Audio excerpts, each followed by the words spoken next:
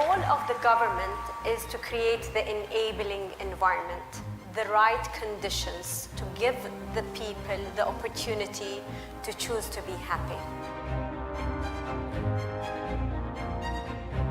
What actually makes individual lives happy? What makes people thrive? The happiness of our people is prioritized as a public good.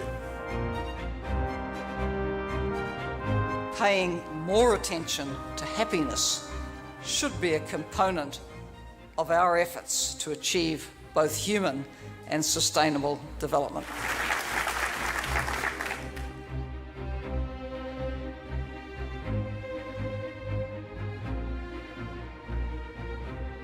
Change is something that we reckon with, that we have to anticipate, and that we have to plan for.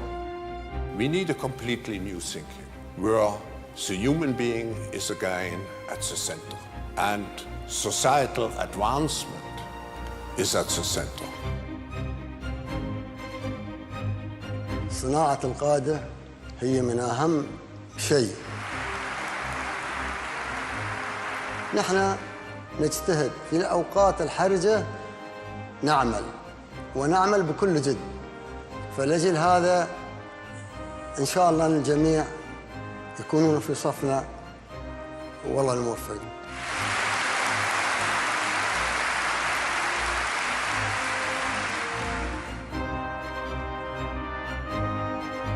Creating the conditions for governments to interact in a modern way to societies is, I think, a crucial area of reform.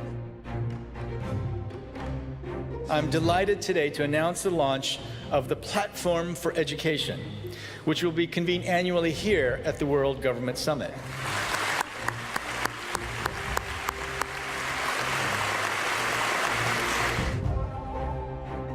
In times of scarce resources, in times of limits of our planet, the ultimate renewable energy that we have is human ingenuity.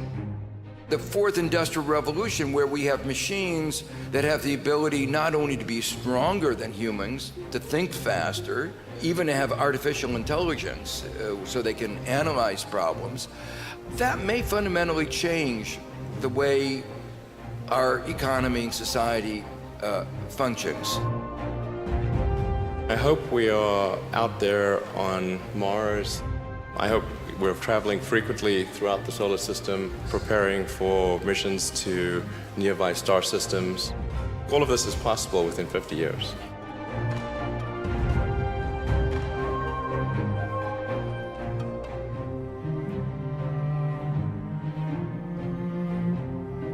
The whole experiences that we worked on embrace the idea of the summit itself. It's shaping future governments. Now, by shaping future governments, you have to tackle challenges, and that's what we did. How can we think 100 years from now, 50 years from now, when no one has? Concept-wise, creating an environment that's placed on the other planet, not 20 years from now, not now, but 100 years from now, is a task for itself. You could address that task for months, and you would never be certain whether it's good or not. So we really gave our best to somehow depict the world out there and to avoid the sci-fi connections and to be as realistic as possible. These things are possible if people put enough thought and energy into it. We don't have a similar platform on Earth. This is, I think, a unique platform. We've taken people from the present to the future, from Earth to other planets. We've showed them the challenges and the solutions. So I think that this is just the beginning, and hopefully we'll see much more in the next cycle of the World Government Summit.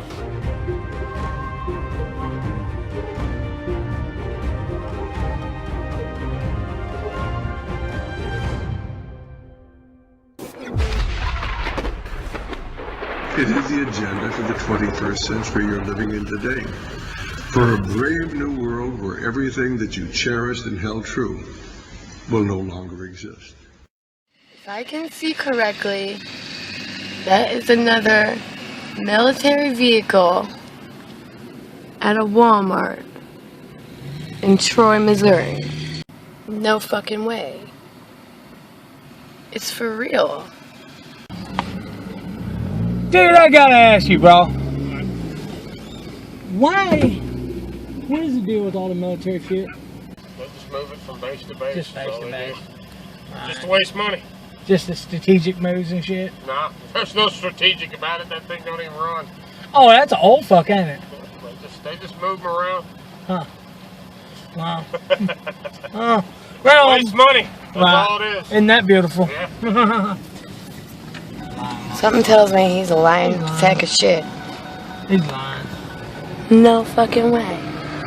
Either that or he's just it's either that or he's just that stupid. I'm not even sure what this is. It's like a train of homeless carts, but I never see the people associated with the carts. So this is really late at night, and I don't know where they are, who's moving these carts from place to place. It's very eerie, very spooky. It's almost like, who's doing this? I never see people pushing them, but you see the carts and they're moved in one area to another. How's this happening? Where are these people? What are they doing? Why are they doing this? We're going to war, baby. Why is there so many tanks? Because we're going to war. Why is there so many tanks? Bro, I seen this on YouTube. I was watching this last night. Why is there so many armies from? We're going to war, I'm telling you. The government said something about it's not war, it's something like do with their base. I said, no way, that is not their base. We're going to fucking war, I'm telling you. This is the shocking truth behind the Syrian refugee crisis that has been hidden from the public. Those boatloads of Africans you see on their way to Europe, yeah, well, for one, they're not coming from Syria, the clue being that they're African, and two, they're not refugees. They've not been rescued off the coast of Italy. Governments and aid agencies want you to believe that these people have struggled in flimsy fishing boats and dinghies to make it all the way across the Mediterranean. That's total BS. This is the insane reality of what's actually happening. The migrants pay people smugglers €1,500 each. They're not destitute refugees. The people smugglers then transport the migrants to a position just 12 miles off the coast of Libya. Just 12 miles. They then send out a distress call and the migrants are picked up by EU and NGO vessels. It's literally a taxi service straight to Europe. As The Spectator's Nicholas Farrell exposes, there's reason to suspect that the people smugglers are actually in direct contact with aid agencies, which is why they're so often first on the scene to rescue migrant boats. And this is a criminal offence. The law states that the refugees should be taken to the nearest safe port, which would be Tunisia. But these NGOs are taking them straight to Italy. As you can see in this marinetraffic.com illustration, the NGO boats are leaving Italy, travelling to right off the coast of Libya, just off the coast, then returning to Italy with their human cargo. It's literally a taxi service. And isn't it ironic that the only time these boats are diverted from Sicily is when G7 elitists are in town? It's a security threat for them to be faced with the very crisis they created. An investigation in Italy found that most of the NGO ships are German. Even the EU border agency Frontex accused aid agencies of helping, quote, criminals achieve their objectives. The people smugglers contact the aid agencies directly, knowing they won't be arrested. Quote, since June 2016, many boats have been rescued near the Libyan coast by aid agency vessels without any prior distress call, suggesting the rendezvous has been pre-arranged. Italian prosecutor Carmelo Zuccaro says he has evidence of phone calls between criminal people smugglers and NGOs like Save the Children, Proactiva Open Arms, and SOS Mediterranean. George Soros Open Society-backed foundations like Avaz.org, Medicine Sans Frontiers, and MoveOn.org are also allegedly involved. Soros invested $500 million to, quote, help refugees, some of which is going straight to these NGOs. ISIS is also offering migrants free passage through the Mediterranean if they join the terror group. So in some cases, they're actually footing the bill for these migrants to pay the people smugglers, who in turn are in communication with the NGOs. This is a complete scandal and a huge security threat, yet virtually nobody knows that this is the primary method by which refugees are pouring into Europe. Just 2.65% of migrants arriving in Italy are awarded asylum status. They're not refugees. Half of them disappear on arrival and don't even claim asylum. Over 200,000 migrants are arriving in Italy alone via this method every single year, and that's only going to increase. If you think there'll come a point where the number of migrants pouring into Europe slows to a trickle, then think again. If we continue these disastrous policies, it's only going to get worse, much worse. Africa's population is exploding. Look at the countries surrounding Libya. Niger's population is set to almost quadruple in the next 3 decades, from 20 million to 72 million. Chad's population is set to leap from 14 million to 35 million. Sudan is heading towards 80 million. Egypt 152 million. Ethiopia 189 million. Nigeria 400 million. And I haven't even included those arriving from the Middle East. The character of a place is determined by the people who live there. You can't flood European cities with tens of millions of people from the Middle East and Africa and expect it to remain the same. Eventually, it's going to start to feel less like Europe and more like the Middle East and Africa. Look at what's happening in southern Italy, where these migrants are arriving. Once a holiday paradise, Sicily is now the scene of a turf war between the Italian mafia and African crime gangs. Listen to what the mayor of Palermo said. Quote, "Palermo is no longer an Italian town. It's no longer European. You can walk in the city and feel like you're in Istanbul or Beirut. Palermo is a Middle Eastern town in Europe."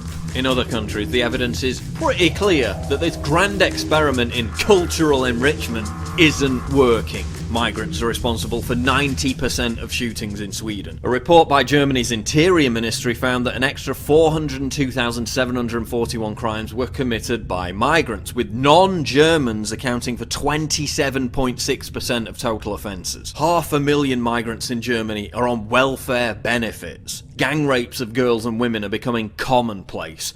Women in Paris are now protesting against constant abuse and harassment by gangs of migrant men. New cell phone video appears to show the Portland murder suspect going on a racist rant 1 day before he was then accused of stabbing 3 people on a train.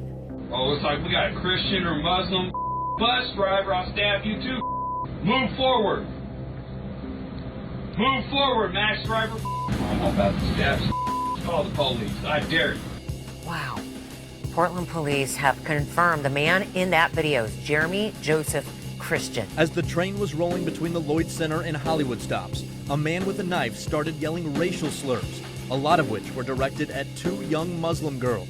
Several people came to their defense in what will go down as a truly heroic act.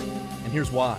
The armed man zeroed in on those Good Samaritans and stabbed them viciously, investigators say. It's horrific. Free speech or die, Portland's got no safe place. This is America. Get out if you don't like free speech. Death to the enemies of America. Leave this country if you hate our freedom. Death to Antifa. You call it terrorism, I call it patriotism. You hear me? Die. Now to the deadly shooting spree shattering the holiday weekend in Mississippi. Police say at least 8 people were killed in several locations. The suspect's chilling confession right there on video, that man telling a reporter he kept going till he, quote, ran out of bullets. I just want to love my family. I just want to love my wife. Tonight, the takedown. That suspect under arrest, accused in a horrific shooting spree. Authorities capturing 35-year-old Willie Corey Godbolt, who they say killed 8 people in Mississippi, 1 a sheriff's deputy. It's been 2 months since street demonstrations erupted in Venezuela, and there are no signs protesters are going away. On Tuesday, police fired tear gas and stun grenades to clear thousands of students off the streets as they neared the nation's interior ministry. Opposition leaders who took part in the march feared the right to protest is being quashed. Venezuela is in the midst of an economic crisis, and many blame President Nicolas Maduro's policies for the rampant inflation, chronic food shortages, and spiraling violence that have crippled the nation. Maduro says the opposition is using the protest to undermine his presidency, part of a U.S.-backed plot against him.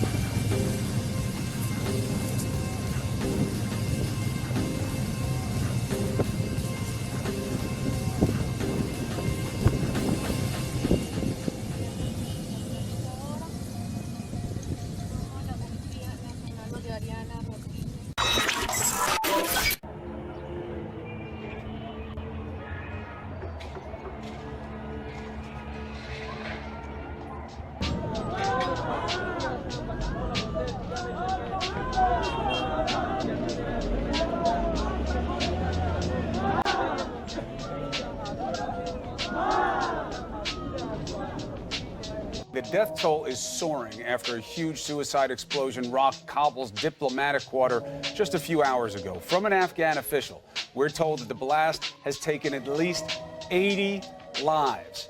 300 more are injured. Many of those are very serious injuries, meaning the death toll may rise. You see the smoke plume there, emergency vehicles speeding toward it. The explosion happening during the morning rush. People were heading to work. The Islamic State militant group has claimed responsibility for the vehicle bomb attack, which killed at least 80 people and injured more than 350 earlier today. Just in the last few minutes or so, Afghan officials now saying the death toll is up to 90 people and more than 400 injured in this blast. And they're warning these numbers could still increase even further. The world is a very complicated place. When we can see the terrible violence that took place just recently in Manchester. And we had a chance backstage to send a message to the people of Manchester about how heartbroken we are by the loss of life and to grieve with the families.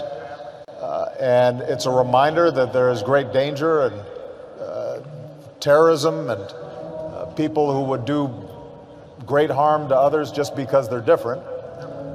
It's also a time of great opportunity. Islamic State claims it was behind the Manchester terror attack, which killed at least 22 people and injured almost 60. The suicide bombing happened at a stadium concert on Monday night. And just days into the holy month of Ramadan, an ice cream shop explodes by way of a car bomb, taking the lives of 13 people and wounding another 24. Striking a crowd of people breaking their Ramadan fast after sundown. A suicide attacker detonated a car bomb outside an ice cream parlor in the Iraqi capital, Baghdad. Islamic State claiming responsibility for the blast that killed at least 13 people and wounded 40. A few hours later, a second car bomb. Hitting in the early hours of Tuesday morning, it struck near a government office, killing 7 and wounding over 30. Many people stay up past midnight during the holy month of Ramadan. The attackers choosing to target crowds who are out eating late to prepare for the next day's fast.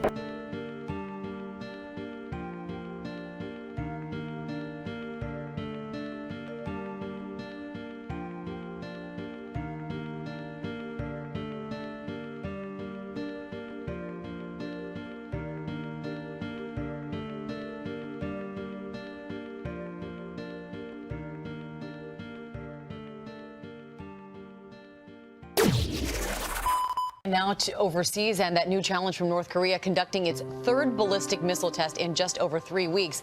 Analysts saying that with each new test, the North appears to be getting closer to its goal of building a missile that could reach the U.S. with a nuclear weapon. With leader Kim Jong-un supervising the test, the missile traveled several hundred miles into the Sea of Japan, right between North Korea and Japan. Amy? So what is the White House saying, Martha, right now, and what are the options for a possible U.S. response to this?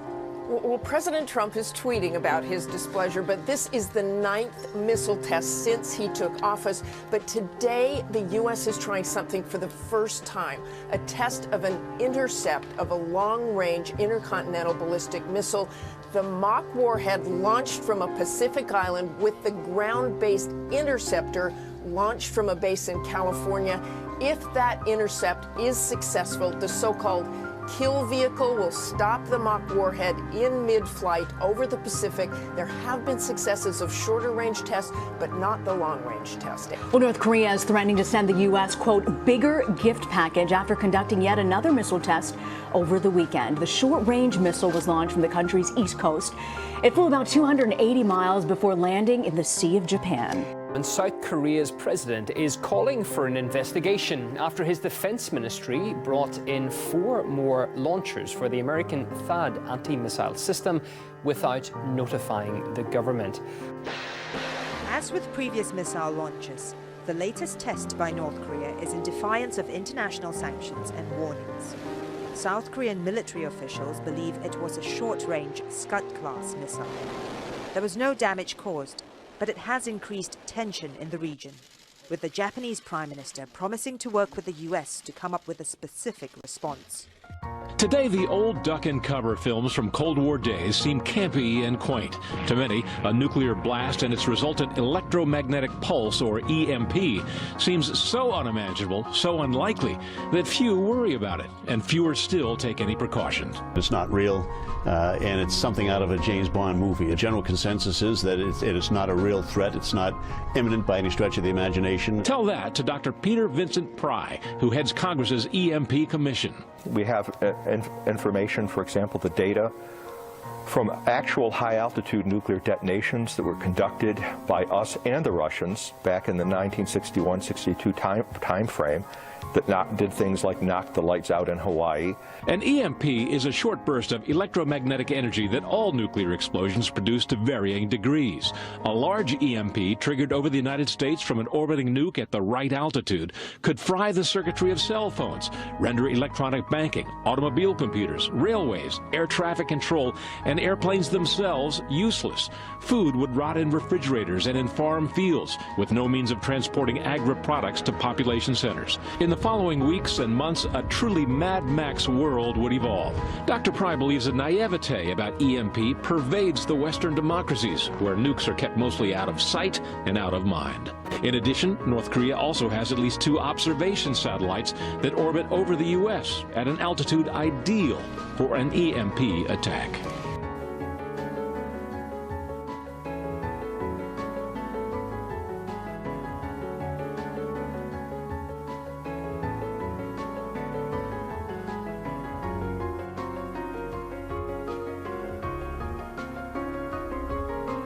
The Trump administration sending a stern message to North Korea: if you fire a missile, we can block it.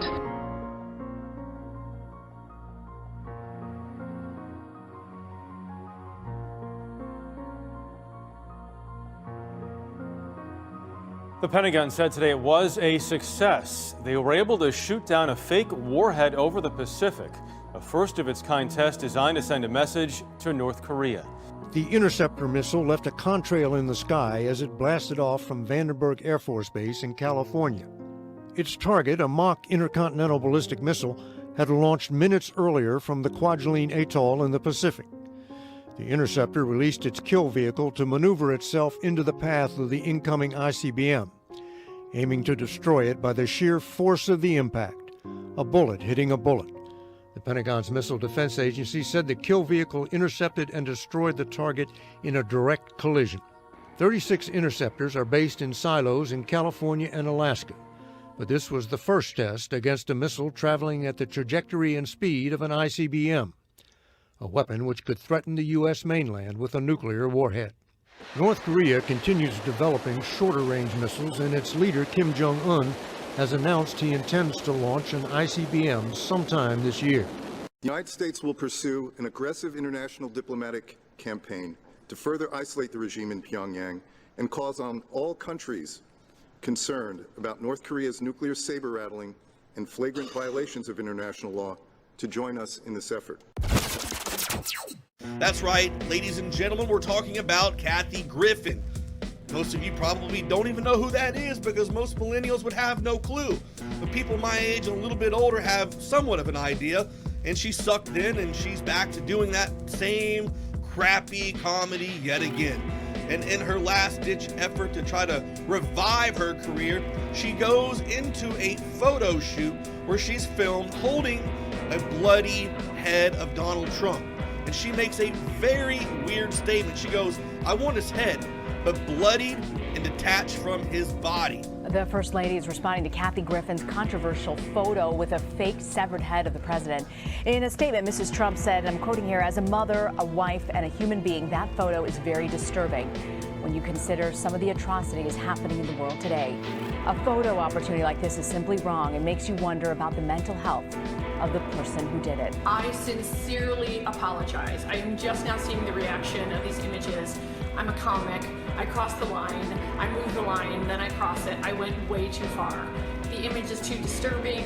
I understand how it offends people. It wasn't funny. I get it. President Trump is telling people close to him that the United States will withdraw from the historic Paris Agreement on climate change. Directly from John, what happens if the U.S. does indeed pull out of the deal? Again, he's a columnist for CNN. He focuses on climate change, and he joins us now live. John, thank you so much for joining us. And before we get into the what's at stake here, again, your thoughts on how Trump is handling this, like some sort of a reality TV show. Your thoughts? Yeah, I mean, I think it's in his background, and he's been criticized before for taking a reality TV sort of, what will he do next approach to all sorts of things. And I think climate is no exception. For the last few weeks, he's had, people who follow climate policy on edge saying that an announcement will, come soon. Most recently, as you mentioned over the weekend, he tweeted that, this will be the week that he makes a, quote, final decision on this.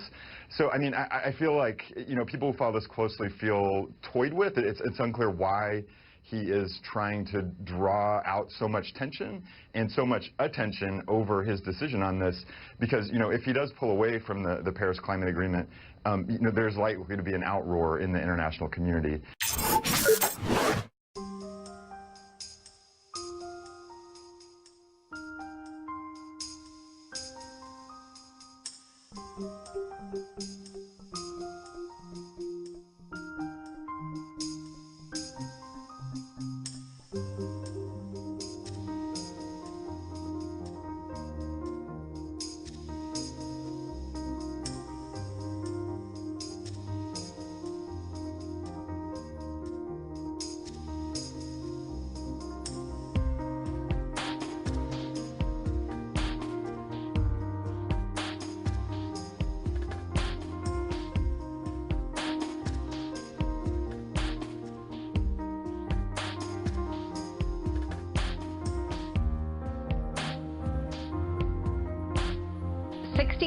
Of all inmates meeting the criteria for substance abuse addiction, while only 11% receive any treatment.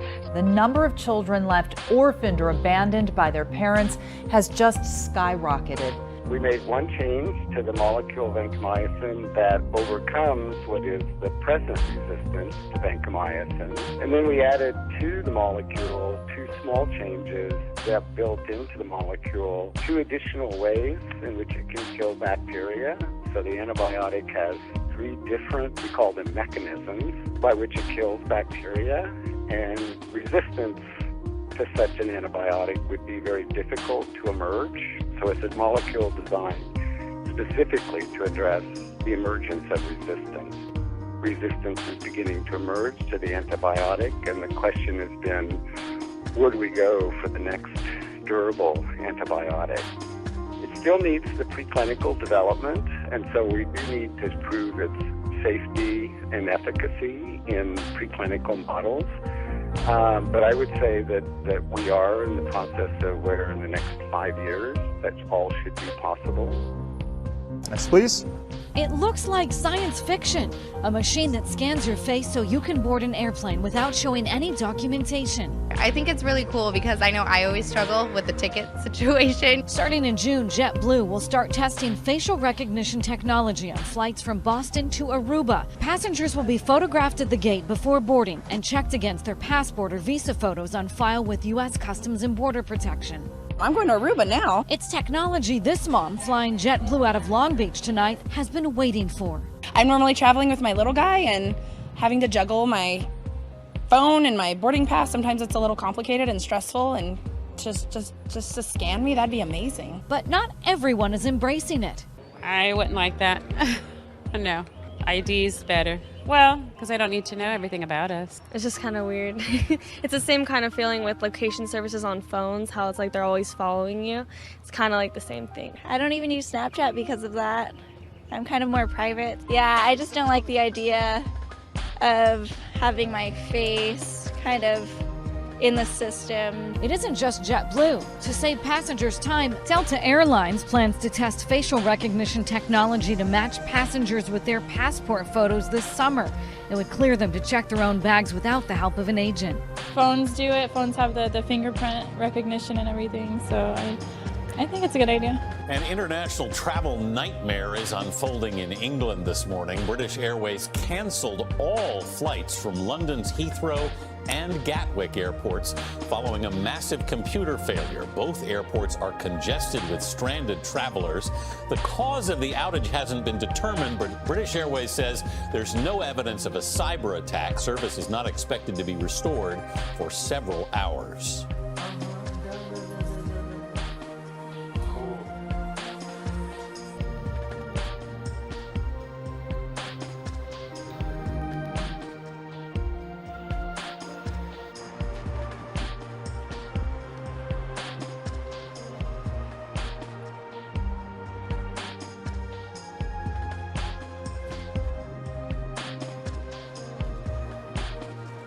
When a swarm of bees attacked passers-by and workers were milling outside the offices before they knew what was happening.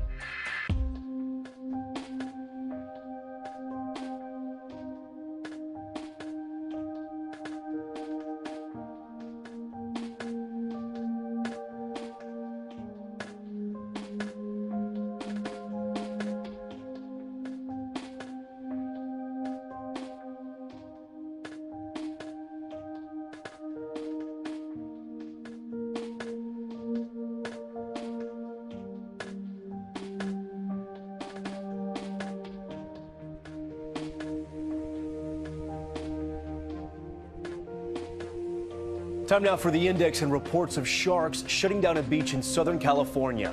2 miles of coastline of San Clemente closed down to swimmers all day. It is the same area where 24 sharks were seen last week.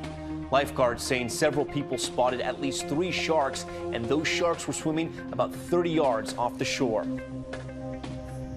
Residents of colonies around the sprawling Rampalli Lake woke up to the sight of thousands of floating dead fish. Nearly 30,000 rohu, katla, bangarothiga and red snapper species were killed in the latest incident at the lake located about 30 kilometers from the city.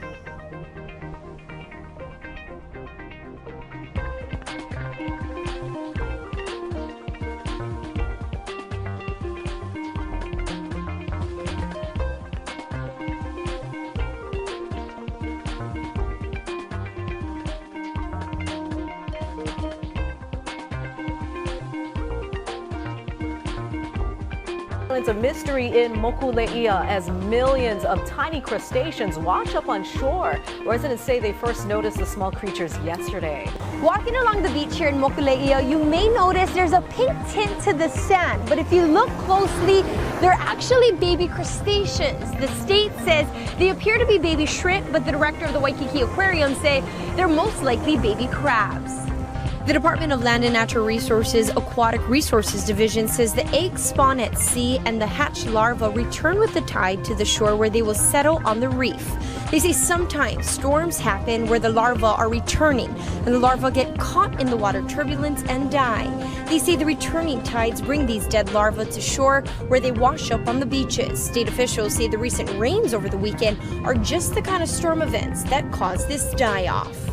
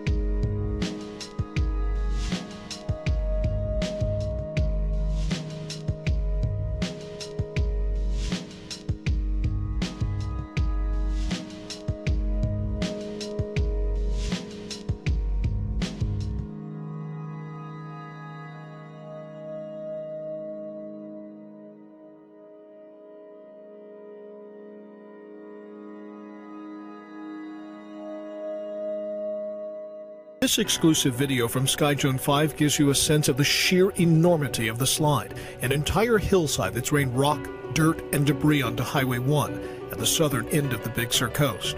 It was not safe to be out here. I mean, it was active, and you can't have equipment up there when the slide is moving. So late last week, Caltrans, which had been working to reopen the road, pulled their equipment and crews, and just days later, the slide sent more than 5 million tons of earth cascading into the sea. On what should be a verdant green hillside, a desperately sad task is in progress. Soldiers are looking for the bodies of people buried in this mudslide, set off by the worst rains in 14 years. They're still finding them.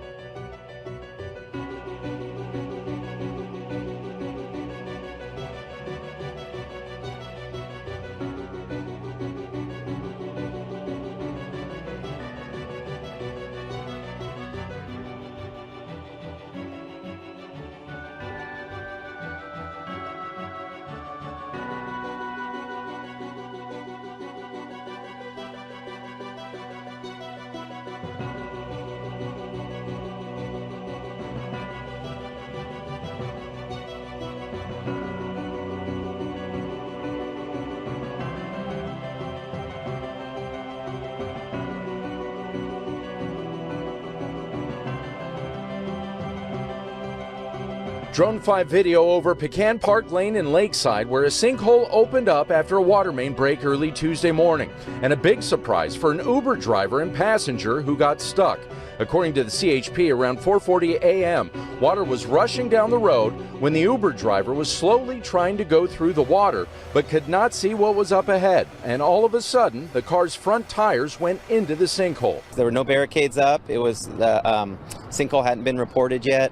And like I said, it was just water flowing across the road, and he didn't know that there was a sinkhole attached to it. The driver and his passenger got out unharmed as the car kept sinking. If he was going at a faster speed, definitely he would have drove right through it.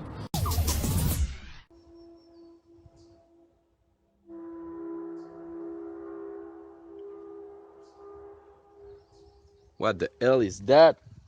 NASA has never named a spacecraft after a researcher during their lifetime. Well, ladies and gentlemen, we're about to make history. It is my great honor, a few days before your 90th birthday, Gene, to announce that we're renaming the Solar Probe Plus spacecraft to be known from now on as the Parker Solar Probe. Congratulations. NASA preparing to launch a spacecraft next year that will fly directly into the sun's atmosphere. The goal of Solar Probe Plus is to better understand how stars work so scientists can better forecast space weather. We want to go down there, take the challenge of going in the worst kind of thermal environment in the solar system, survive that because we built the machines robust enough to do that, measure the environment there and really prove and find what the kind of heating processes really are that in fact make the corona hot. But I'm certainly greatly honored to be associated with such a heroic scientific space mission. By heroic, of course, I'm referring to the temperature, the thermal radiation from the sun, and the extreme measures developed to survive that radiation and collect scientific data should be fully appreciated. As a theoretician, I greatly admire the scientists and engineers whose patient efforts together converted the solar probe concept into a functioning reality ready to do battle with the solar elements as it divulges the secrets of the expanding corona. So, hooray for Solar Probe.